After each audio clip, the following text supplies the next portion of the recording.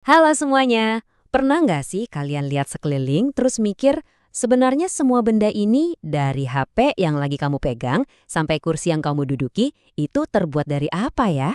Nah, hari ini kita bakal bongkar rahasia bahan-bahan paling dasar yang menyusun alam semesta kita. Siap? Yuk kita mulai. Pasti kalian semua tahu ini kan? Medali buat para juara. Emas, perak, dan perunggu. Coba deh bayangin rasanya medali itu ada di leher kalian. Wah, bangga banget pastinya. Para atlet itu kerja keras luar biasa buat dapatin ini. Tapi, ada satu misteri yang menarik di balik logam-logam ini. Iya, kenapa harus emas, perak, dan perunggu? Kenapa nggak pakai besi aja? Atau mungkin aluminium? Atau bahan lain?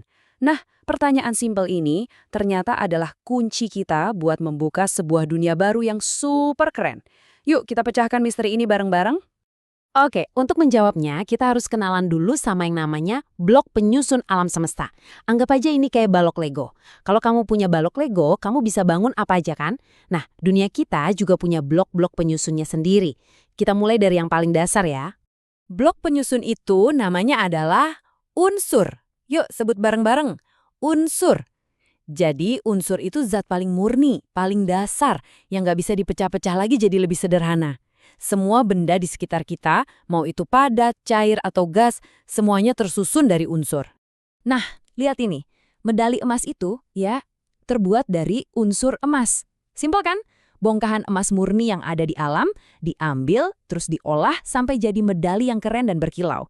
Jadi, medali itu intinya adalah unsur emas yang dibentuk ulang. Ceritanya sama persis nih buat medali perak. Tentu saja ini terbuat dari unsur perak.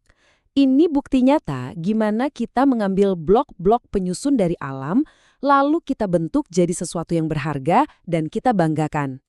Terus yang ketiga, medali perunggu. Nah, kalau yang ini sedikit beda. Perunggu itu sebenarnya bukan unsur murni, tapi campuran.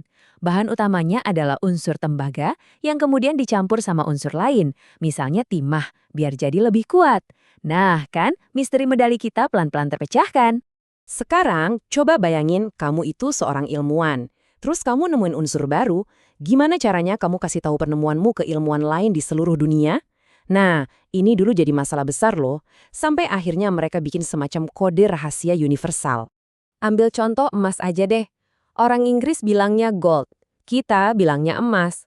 Orang zaman Romawi kuno nyebutnya aurum. Wah, bisa pusing. Kalau setiap negara pakai nama sendiri-sendiri, komunikasi antar ilmuwan bisa jadi kacau balau. Bisa-bisa salah paham kan? Nah, ini dia solusinya. Para ilmuwan dunia lewat organisasi yang namanya EUPAC, anggap aja ini PBB-nya dunia kimia. Akhirnya sepakat buat pakai satu bahasa universal, biasanya dari bahasa Latin, buat nama resmi unsur. Dan yang lebih keren lagi, setiap unsur dikasih simbol unik yang berlaku di seluruh dunia. Dan ini dia kerennya, semua nama yang beda-beda dan bikin bingung tadi langsung disederhanakan jadi satu simbol, AU.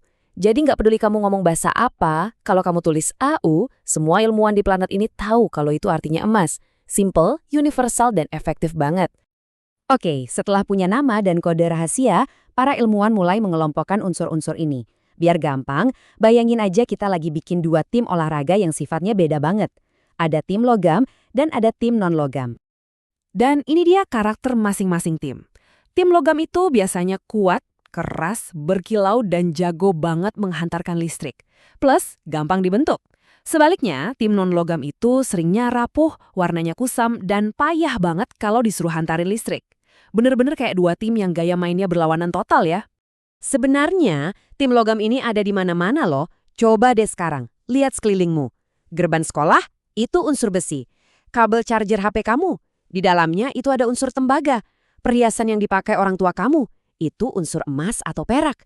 Kita ini benar-benar hidup di dunianya tim logam.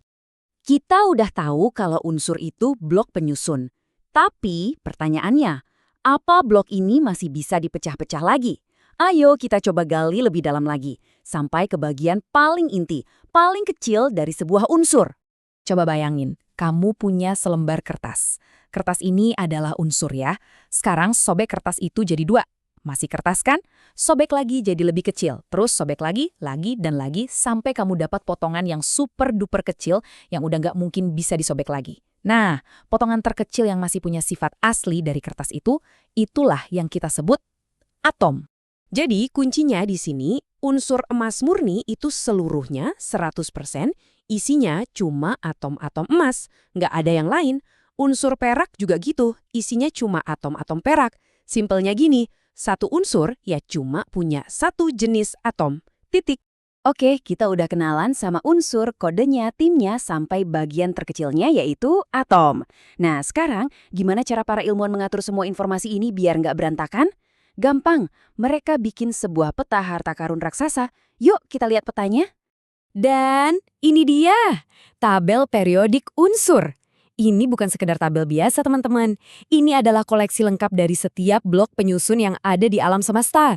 Semua 118 unsur yang pernah ditemukan manusia ada di sini. Bisa dibilang semua harta karun dunia ada di dalam satu peta ini. Keren banget kan? Yang bikin peta ini luar biasa adalah cara penyusunannya. Unsur-unsur diatur rapi berdasarkan sifat-sifatnya. Jadi, unsur yang sifatnya mirip ditaruh berdekatan. Ini kayak peta panduan buat para ilmuwan. Kalau mereka mau cari unsur dengan sifat tertentu, mereka tinggal lihat peta ini aja buat menemukan jalannya. Jadi dari sebuah medali juara sampai peta seluruh alam semesta, kita jadi tahu betapa teraturnya dunia di sekitar kita. Semuanya tersusun dari blok-blok kecil bernama unsur. Nah sekarang kamu sudah punya petanya. Petualangan ini nggak berhenti di sini, justru baru dimulai. Pertanyaannya, unsur mana lagi yang ingin kamu jelajahi selanjutnya?